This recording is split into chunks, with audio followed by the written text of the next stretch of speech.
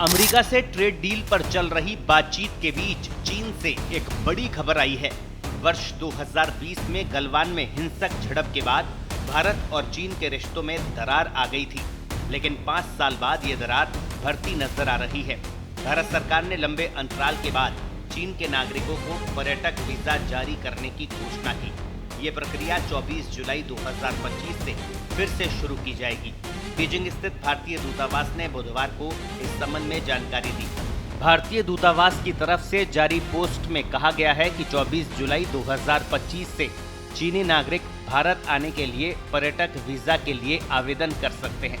उन्हें पहले web link पर ऑनलाइन वीजा आवेदन पत्र भरना होगा और उसका प्रिंट आउट लेना होगा और फिर वेब लिंक पर अपॉइंटमेंट लेना होगा।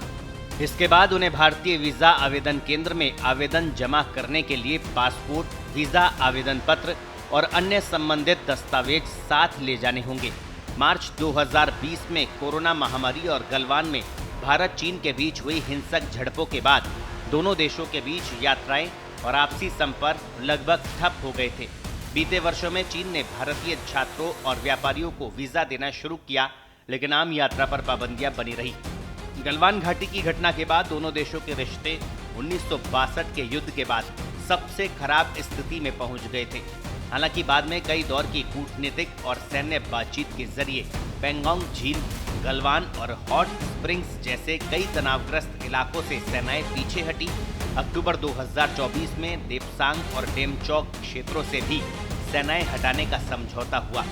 इसके कुछ ही दिन बाद प्रधानमंत्री नरेंद्र मोदी और चीनी राष्ट्रपति शी जिनपिंग के रूस के कजान में बैठक हुई, जिसमें द्विपक्षीय रिश्तों को पटरी पर लाने के लिए कई अहम फैसले लिए गए।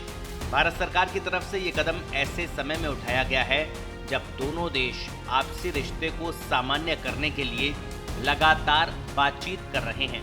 साल 2020 में कोरोना के चलते भारत ने सभी पर्यटन वीजा पर रोक लगा दी थी, लेकिन अप्रैल 2022 में इंटरनेशनल एयर ट्रांसपोर्ट एसोसिएशन ने एक नोटिस जारी कर कहा था कि चीन के नागरिकों के पर्यटक वीजा अभी मान्य नहीं रहेंगे।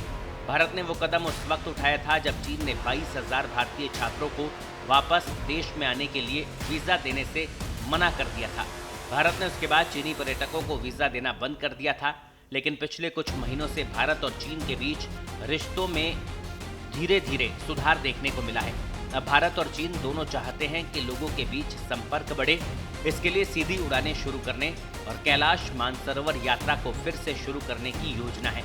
ये यात्रा कोरोना के कारण बंद हो गई थी। विदेश मंत्री एस जयशंकर ने भी कहा कि भारत चीन के रिश्ते धीरे धीरे सही दिशा में जा रहे हैं।